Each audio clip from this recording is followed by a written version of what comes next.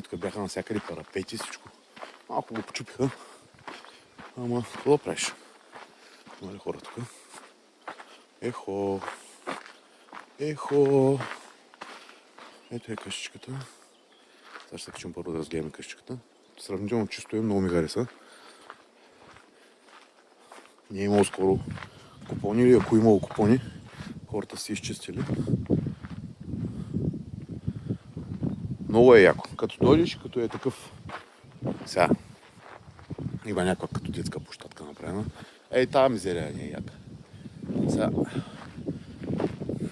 Оставили са го и нещо. И после животните го разхвърлят. И целият плащ става в мизерия. Както и е, това са древни работи. И каква е къщичката? Сега да видим. Тук може да пратя локация.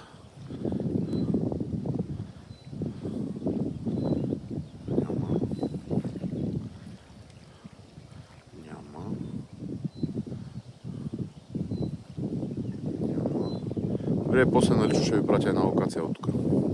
Нямам опция в TikTok в момента. Ще ви пратя едно съобщение с локация. Как се стига.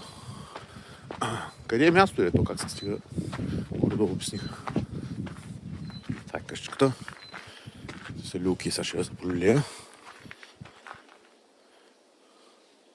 Влизаме. Сега някой си поиграл тук.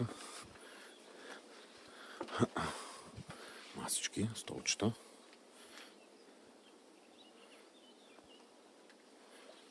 Ето спалното. Спалното. Малко са го разтурили спалното.